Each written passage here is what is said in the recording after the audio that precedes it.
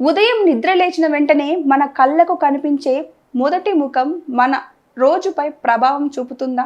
అందుకే పెద్దలు లేవగానే ఎవరి ముఖం చూడాలి అని కొన్ని నియమాలు ఎందుకు చెప్పారు? మన భారతీయ సాంప్రదాయంలో ఉదయం నిద్ర లేచే సమయాన్ని చాలా పవిత్రమైన సమయంగా భావిస్తారు. అందుకే కళ్ళు తెరిచిన వెంటనే ఇతరుల ముఖం చూడడం కంటే ముందుగా మన చేతులను చూసి దేవుడిని స్మరించే సాంప్రదాయం ఉంది. కరాగ్రే వసతే లక్ష్మి, కరమధ్యే సరస్వతి, కరమూలే స్థితో గోవిందః అని స్మరిస్తారు. అర్థం ఏమిటంటే మన చేతుల్లోనే లక్ష్మీదేవి, సరస్వతీదేవి, గోవిందుడి తత్వం ఉందని భావించి రోజును దైవస్మరణతో ప్రారంభించడం. కొన్ని కుటుంబాల్లో తల్లిదండ్రుల ముఖాన్ని మొదట చూడడం కూడా శుభంగా భావిస్తారు. ఎందుకంటే తల్లిదండ్రులను దేవతలతో సమానంగా గౌరవించాలి అనే భావన మన సాంప్రదాయంలో ఉంది.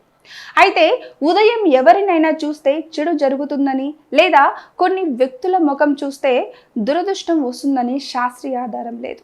అసలు ధర్మ సందేశం మాత్రం చాలా గొప్పది. ఉదయం మనం చూసేది ఏ ముఖం అన్నదానికంటే మనసులో మొదటి ఆలోచన ఏమిటి అన్నదే ముఖ్యం. కళ్ళు తెరిచిన వెంటనే ఫోన్ కాదు, భయం కాదు, నెగిటివ్ ఆలోచనలు కాదు, ముందుగా దేవుణ్ణి స్మరించండి. తల్లిదండ్రులను గుర్తు చేసుకోండి. ఈరోజు నేను ఎవరికి హాని చేయకూడదు, ఎవరికైనా ఉపయోగపడాలి అని ఒక మంచి సంకల్పం చేసుకోండి. ఎందుకంటే రోజును దేవుడి పేరుతో ప్రారంభిస్తే మన అడుగులు కూడా ధర్మం వైపు పడే అవకాశం పెరుగుతుంది.